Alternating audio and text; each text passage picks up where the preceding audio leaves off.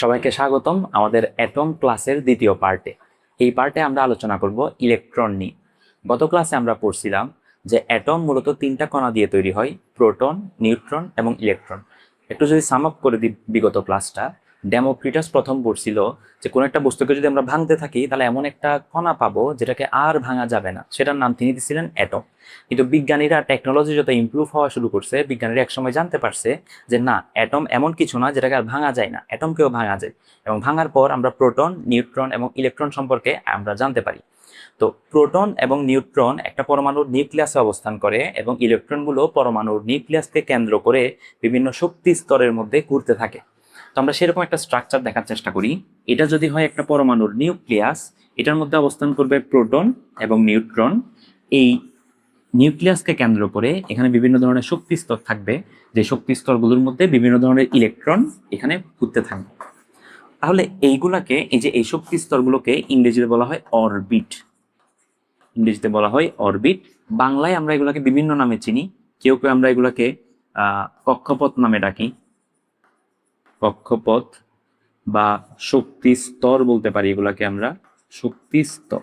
আমি একটু এই শক্তি স্তর কথাটার মধ্যে জোর দিতে চাই যে কেন এগুলোকে শক্তি স্তর বলে। এটার পেছনে কারণ হচ্ছে এই যে নিউক্লিয়াসকে কেন্দ্র করে যে স্তরগুলো আছে, এগুলা আসলেই বিভিন্ন শক্তির স্তর। মানে এই অরবিটালটার মধ্যে যদি কাউকে ঘুরতে হয়, এই অরবিটালটার শক্তির যে স্তরটা আছে ওই স্তরের মধ্যে তার শক্তি হইতে হবে। মানে ধরে নাও যে এই যে অরবিটালটা, এই অরবিটালটার মধ্যে ঘোরার জন্য কাউকে মিনিমাম 5 শক্তি থাকতে হবে। আবার ধরে নাও এই অরবিটালটাতে ঘোরার জন্য মিনিমাম কারো 10 পরিমাণ শক্তি থাকতে হবে। তাহলে যেই ইলেকট্রনটার মধ্যে 5 পরিমাণ শক্তি আছে, 5 এনার্জি আছে, সেই ইলেকট্রনটা ঘুরবে হচ্ছে এই শক্তি স্তরে। আর যেই ইলেকট্রনটার মধ্যে 10 পরিমাণ এনার্জি আছে, সেই ঘুরবে হচ্ছে এই শক্তি স্তরটাতে। তার মানে এগুলাকে শক্তি স্তর বলার পেছনে কারণ হচ্ছে এইটার মধ্যে যে ইলেকট্রনগুলো ঘুরবে, সেই ইলেকট্রনগুলোর এক একজনের শক্তি এক এক রকম, এবং শক্তির স্তর অনুযায়ী কোনো কোনো ইলেকট্রন প্রথম শক্তি স্তরে ঘুরবে, কোনো কোনো ইলেকট্রন দ্বিতীয় শক্তি স্তরে ঘুরবে, কোনোটা তৃতীয় শক্তি স্তরে, ব্যবহার করে তারা বিন্যস্ত থাকে। তার মানে খুব বেসিক লেভেলের কথা হচ্ছে, নিউক্লিয়াসের বাইরে যে শক্তি স্তরগুলো আছে সেগুলার প্রথম শক্তি স্তরে যে ইলেকট্রনটা ঘুরবে আর দ্বিতীয় শক্তি স্তরে যে ইলেকট্রনটা ঘুরবে, দুইজনের শক্তি কিন্তু সমান না। তা তোমাকে জানতে হবে যে প্রথম শক্তি স্তরে যে ইলেকট্রনটা ঘুরে সেটা শক্তি কম কার তুলনায় যেই ইলেকট্রনটা দ্বিতীয় শক্তি স্তরে ঘুরে। আবার তৃতীয় শক্তি স্তরে যে ইলেকট্রনটা ঘুরে তার শক্তি আরো বেশি, মানে প্রথম এবং দ্বিতীয় তুলনায় আরো বেশি। তাহলে এই বেসিক কথাটা তোমাকে জানতে হবে। এবার আমরা একটু জানার চেষ্টা করি যে এই শক্তি স্তরগুলোর মধ্যে ইলেকট্রনকে আমি কিভাবে করে সাজাবো। গত ক্লাসে আমরা জানছিলাম যে একটা পরমাণুর মধ্যে ঠিক যতটা প্রোটন থাকবে ঠিক ততটাই কিন্তু ইলেকট্রন থাকবে। এটা কেন হওয়াটা জরুরি? কারণ যদি তুমি প্রোটনের তুলনায় ইলেকট্রন বেশি দিয়ে দাও বা ইলেকট্রন কম দিয়ে দাও, দুইটাই কিন্তু ঝামেলা। দেখো, একটা পরমাণুতে ধরে নাও প্রোটন আছে 5টা, কিন্তু ইলেকট্রন ধরে নাও তুমি দিলা ইলেকট্রন 4টা। তাহলে ঝামেলাটা হচ্ছে পরমাণুটা এখন ধনাত্মক একটা পরমাণুতে কনভার্ট হবে। কেন? কারণ এই সবগুলো একে অপরকে ক্যান্সেল আউট করলেও একটা পজিটিভ চার্জ যেহেতু থেকে গেছে, তাহলে এই পরমাণুটা এখন আর নিরপেক্ষ না। কিন্তু আমরা তো জানি পরমাণু নিরপেক্ষ হয়। তাহলে পরমাণু নিরপেক্ষ হওয়ার জন্য আমাদের প্রথম যে কথাটা মাথায় রাখতে হবে যে এমনিতে নিউট্রাল অবস্থায় পরমাণুরা যতটা প্রোটন থাকবে ঠিক ততটাই ইলেকট্রন থাকবে। আর কার কয়টা প্রোটন আছে এটা তোমাদেরকে একটু কষ্ট করে এই মুখস্থ করে নিতে হবে। প্রথম যদি তুমি অষ্টম শ্রেণী নবম শ্রেণীতে পড়ো, তাহলে আমি বলবো তোমার প্রথম 1 থেকে 30টা পর্যন্ত পরমাণু মুখস্থ করা। আর যদি তুমি দশম অথবা একাদশ দ্বাদশ শ্রেণীতে পড়ো, তাহলে তোমার উচিত হবে 1 থেকে 50টা তো অবশ্যই মুখস্থ করতেই হবে। এটার পাশাপাশি 50-এর বাইরে যে গুরুত্বপূর্ণ পরমাণুগুলো আছে সেগুলোর সংকেত, সেগুলোর পারমাণবিক সংখ্যা, ভর সংখ্যা, এগুলো একটু কষ্ট করে মুখস্থ রাখতে হবে। তাহলে আমি আপাতত তোমাদেরকে বোঝার জন্য প্রথম 10টা একটু কষ্ট করে লিখে দিচ্ছি, খেয়াল করো।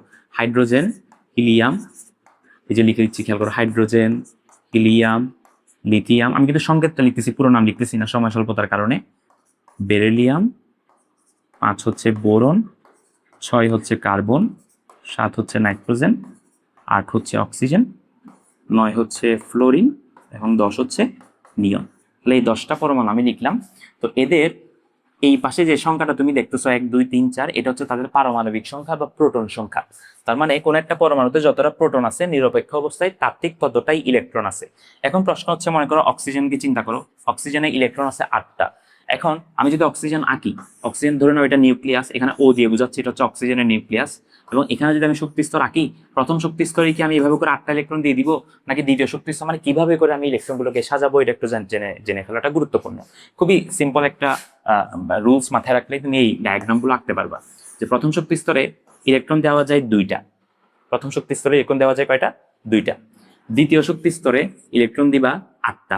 8টা গুলো দেওয়ার ক্ষেত্রে মাথায় রাখবা হচ্ছে সিঙ্গেল সিঙ্গেল করলে ইলেকট্রনগুলো আগে দিবা চারপাশে 4টা, এবং পরে জোড়া মিলাবা। মানে কিরকম, আমি 2টা দিলাম, অক্সিজেনের ক্ষেত্রে ইলেকট্রন দিতে হবে আমাকে 8টা, আমি 2টা দিলাম, 3 4 5 6, তাহলে আগে সিঙ্গেল সিঙ্গেল করে চারপাশে 4টা দিলাম। এবার আরো যদি বাকি থাকে তাহলে আমি জোড়া মিলাম, মানে 6, তারপর হচ্ছে 7, তারপর হচ্ছে 8। এই হচ্ছে আমাদের অক্সিজেন, দেখতে এরকম হবে। তার মানে আমি ইলেকট্রন যখন এইভাবে যখন বিন্যাস করব ডায়াগ্রাম আকারে, তখন আমি আমার খেয়াল খুশি মতো যেখানে ইচ্ছা সেখানে ইলেকট্রন বসাই দিব, ব্যাপারটা কিন্তু এরকম না। আমাদেরকে এইভাবে করে বসানো লাগবে। কেন এইভাবে করে বসানো লাগবে? কারণ এইভাবে করে বসালে আমরা পরবর্তীতে যখন বন্ধন করব, যে কিভাবে একটা পরমাণু আরেকটা পরমাণুর সাথে বন্ধন করে, সেটা আমরা আরো ভালোভাবে জানতে পারবো। তবে ইলেকট্রন বিন্যাস নিয়ে আমরা একটা বিস্তারিত ক্লাস করব, সেখানে আমরা অ্যাকচুয়াল যে ইলেকট্রন বিন্যাস পরমাণু 1s2 2s2 এইভাবে করে যে ইলেকট্রন বিন্যাসের যে ইয়াটা আছে, নিয়মটা আছে, আমরা ওইটা শিখবো যে কিভাবে অ্যাকচুয়াল ইলেকট্রন বিন্যাসটা করতে হয়। বাট আপাতত এই বেসিক হিসেবে তুমি জাস্ট এই ইলেকট্রন বিন্যাসটা ডায়াগ্রাম আকারে যে ইলেকট্রন বিন্যাসটা, এটা মাথায় রাখো যে এদেরকে এইভাবে করে সাজানো যায়। এভাবে করে কেন পাচ্ছি, যাতে তোমাদের এই যে অ্যাটম বললেই যে চিত্রটা মাথায় আসবে, যে একটা গোল একটা চিত্র, এই চিত্রটা যাতে মাথায় সাথে সাথে আসে, এবং ইলেকট্রনগুলো যে কিভাবে শক্তি স্তরের মধ্যে বিন্যস্ত অবস্থায় আছে, এই চিত্রটা যাতে মাথার মধ্যে ভাসতে পারে। এভাবে করে বললে জিনিসটা হচ্ছে এই সাথে সাথে জিনিসটা ফিলটা তুমি পাবা না। এই জন্য আমি আপাতত এইভাবে করে পড়াচ্ছি। বাট আমরা যখন ইলেকট্রন বিন্যাস নিয়ে কোনো একটা ক্লাস করবো, তখন আমরা বিস্তারিত এইভাবে করে জিনিসটা জানার চেষ্টা করব। তাহলে এটা হচ্ছে আমাদের অক্সিজেনের স্ট্রাকচার। একইভাবে আমি যদি তোমাকে আরেকটা দেখাই, যে মনে করো নিয়নকে আমি আঁকবো, তো নিয়নকে আমি কিভাবে আঁকবো, যে আমি নিয়নের নিউক্লিয়াসকে বোঝানোর জন্য Ni দিলাম। প্রথম শক্তি স্তরে ইলেকট্রন কয়টা বলছিলাম? 2টা। তাহলে এই যে 1টা 2টা, এই 2টা ইলেকট্রন একটু দূরে দূরে দিবা। এটার পেছনে কারণ হচ্ছে এটা যেহেতু নেগেটিভ চার্জ, এটাও যেহেতু নেগেটিভ চার্জ, এরা অবশ্যই একে অপরকে বিকর্ষণ করে সবচেয়ে দূরে দূরে অবস্থান করবে। এরপর আরো ইলেকট্রন দিতে হবে আমাকে কয়টা? 6টা, যেহেতু নিয়ন হচ্ছে 10। তাহলে আমি দিব কিভাবে করে? 1 2 3, প্রথমে বেজোর বেজোর, তারপর হচ্ছে জোর, তাহলে এখানে 4টা দিয়ে দাও। তাহলে এই হচ্ছে আমাদের নিয়ন। যেহেতু দ্বিতীয় শক্তি স্তরে 8টা ইলেকট্রন থাকতে পারে, আমার যদি এর পরের কোন একটা পরমাণু আমি করতে যাই, নিয়নের পরে লেটস সাপোজ 11তে আছে সোডিয়াম, সোডিয়ামের ইলেকট্রন বিন্যাস যখন আমি করব, তখন আমি এখানে আর কোনো ইলেকট্রন দিতে পারবো না, কারণ দ্বিতীয় শক্তি স্তরে সর্বোচ্চ ইলেকট্রন থাকতে পারে 8টা, এবং 8টা আমার ফিল আপ হয়ে গেছে। আমি যদি 11 নম্বরের সোডিয়ামের ইলেকট্রন বিন্যাস করতে যাই ডায়াগ্রাম আকারে, তাহলে আমাকে আরেকটা কক্ষপথ এঁকে সেখানে একটা ইলেকট্রন বসানো লাগবে। এই হচ্ছে আমাদের ইলেকট্রনের বেসিক আলোচনা। এবার আসো যে এই পরমাণুদের ইলেকট্রন বিন্যাসটা দেখতে কিরকম, সেটার উপর ভিত্তি করে তুমি ওই পরমাণুটা কিভাবে আরেকজনের সাথে বন্ধন করতে পারে সেটার একটা আইডিয়া পেয়ে যেতে পারো। বন্ধন মানে কি? বন্ধন এখন তোমাদের জন্য নতুন একটা এই শব্দ চলে আসতো। বন্ধন বলতে বোঝানো হয় একটা পরমাণু আরেকটা পরমাণুর সাথে যুক্ত হওয়া, এই জিনিসটাকে বলা হয় বন্ধন করা। তো তারা কেন বন্ধন করে, এটার পেছনে কারণ হচ্ছে পরমাণুরা বন্ধন করে নিজেদের স্থিতিশীল হওয়ার জন্য, নিজেরা স্টেবল হওয়ার জন্য। কিরকম, আমি জিনিসটা তোমাদেরকে একটা অ্যানালজি দিয়ে বুঝি, তাহলে তোমরা বুঝতে পারবা যে তারা বন্ধন করে কেন। কারণ হচ্ছে আমাদের বাস্তব জীবনে যেরকম আমাদের কিছু আইডল আছে, তাই না? আমাদের কিছু আইডল আছে, মনে করো সোসাইটির মধ্যে অমুক ভাইয়ার মতো আমি হতে চাই, অমুক ভাইয়ার মতো আমি ডাক্তার হতে চাই, অমুকের মতো আমি ইঞ্জিনিয়ার হতে চাই, এবং যেরকম আমাদের আইডল থাকে, ঠিক সেরকম পরমাণুদের আইডল হচ্ছে একটা গ্রুপ, মানে যাদেরকে আমরা নিষ্ক্রিয় গ্যাস বলি। এই রসায়নের কিছু কিছু অ্যাটম আছে, পরমাণু আছে, যাদেরকে আমরা বলি নিষ্ক্রিয়। এরকম নিষ্ক্রিয় পরমাণুগুলো হচ্ছে হিলিয়াম, নিয়ন, আর্গন, ক্রিপ্টন, জেনন, র্যান্ডন। তাহলে এই যে পরমাণুগুলো দেখতেছো, এগুলো হচ্ছে নিষ্ক্রিয়, এবং অন্যান্য বাকি পরমাণু যারা আছে তারা চায় এদের মতো ইলেকট্রন বিন্যাস লাভ করতে। কিরকম আমি তোমাকে বুঝাই। যেমন হিলিয়াম আর নিয়ন তো তোমাদের এই 1 থেকে 10-এর মধ্যেই পড়তেছে, তাহলে হিলিয়াম আর নিয়নকে একটু দেখাচ্ছি, খেয়াল করো। এটা হচ্ছে হিলিয়াম, হিলিয়াম কততে? 2-এ, তাহলে ইলেকট্রন কয়টা হবে? 1টা 2টা। একইভাবে আমি এই পাশে নিয়নও আঁকতেছি, খেয়াল করো। নিয়ন আমি এখানে আঁকতেছি। নিয়ন নিয়ন কততে? নিয়নের পারমাণবিক সংখ্যা 10, তাহলে নিয়নের মধ্যে ইলেকট্রনও থাকবে 10টা, 1 2 3 4 5 6 7 8 9 10। তাহলে এরা ধরে নিতে পারো 1 থেকে 10-এর মধ্যে 2জন সাকসেসফুল পরমাণু। কেন সাকসেসফুল বলতেছি? কারণ এদের সর্বশেষ শক্তি স্তরটা ফিল আপ থাকে।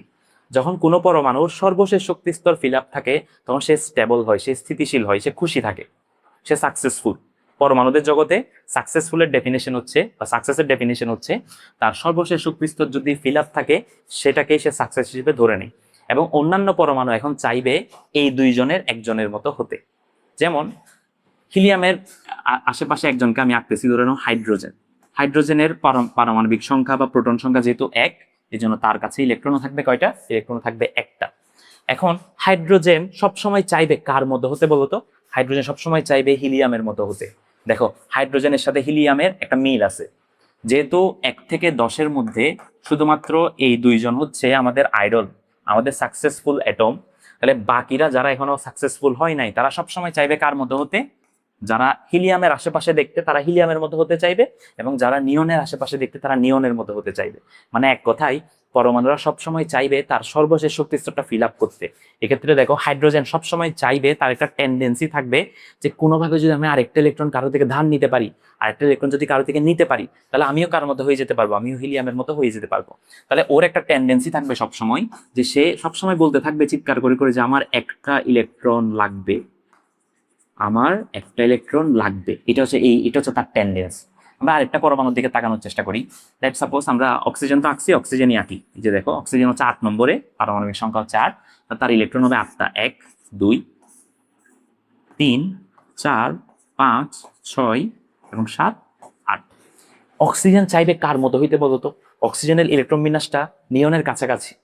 এখন অক্সিজেন বলবে যে আমার তো বাইরের শক্তি স্তরে 1টা 2টা 3টা 4টা 5টা 6টা ইলেকট্রন আছে, এই যে এই জায়গাটাতে, এই দুইটা জায়গাতে যদি আমি একটা একটা করে 2টা ইলেকট্রন পেয়ে যেতে পারি, তাহলে আমিও কার মতো হয়ে যেতে পারবো? আমিও নিয়ন মামার মতো হয়ে যেতে পারবো।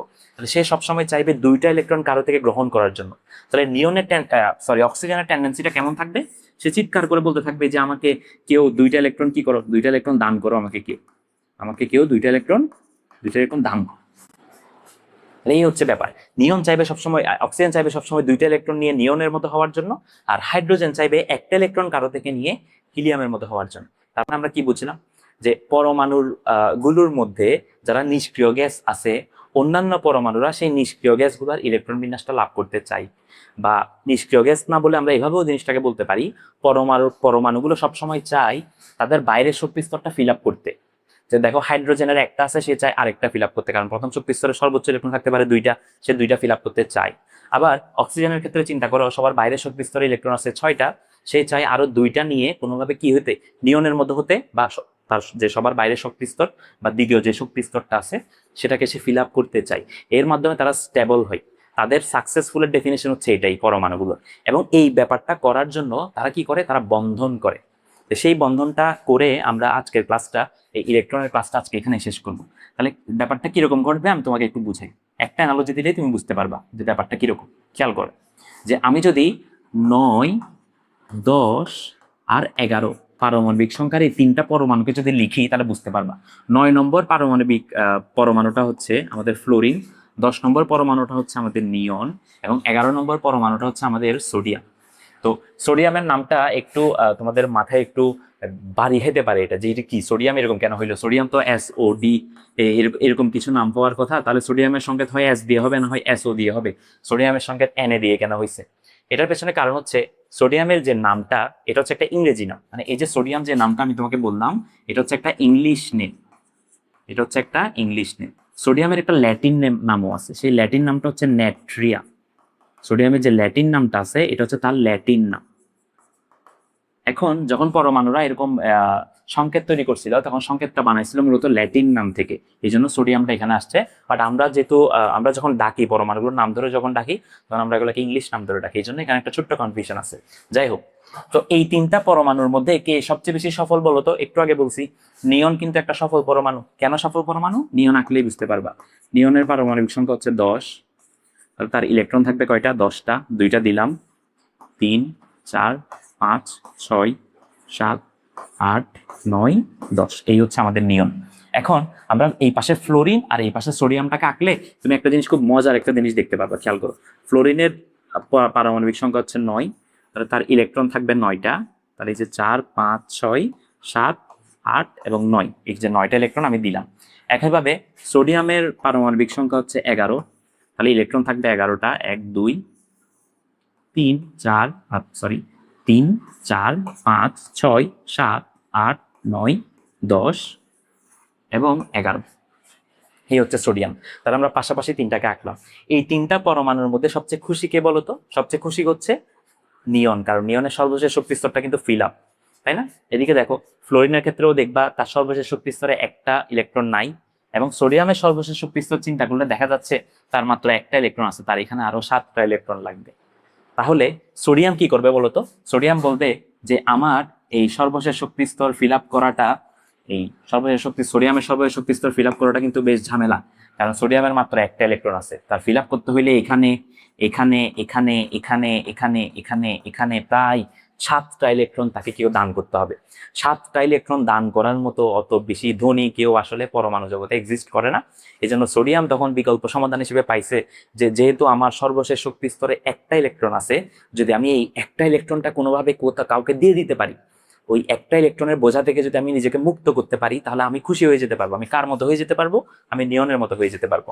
আবার ফ্লোরিনকে একটু চিন্তা করো, ফ্লোরিন কিন্তু চিৎকার করে করে বলতেছে যে আমার এই সর্বশেষ শক্তি স্তরে 8টা ইলেকট্রন হওয়ার জন্য আর মাত্র একটা ইলেকট্রন লাগবে। তাহলে সে চিৎকার করে বলতেছে যে আমার একটা ইলেকট্রন লাগবে, আমার লাগবে একটা ইলেকট্রন। আর সোডিয়াম কি বলতেছে বলতো? সোডিয়াম বলতেছে আমার তো এখানে 7টা ইলেকট্রন আমাকে কেউ জীবনেও দিবে না, বরং একটা ইলেকট্রন যেটা বেশি আছে সেটা কেউ নিয়ে নাও, একটা নিয়ে নাও কেউ।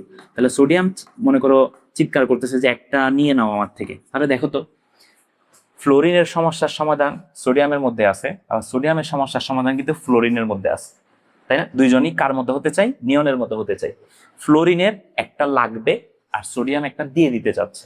তখন যেটা হবে যে ফ্লোরিন একটা ইলেকট্রন গ্রহণ করে, এবং সোডিয়াম একটা ইলেকট্রন ত্যাগ করে তার একটা বন্ধন করবে।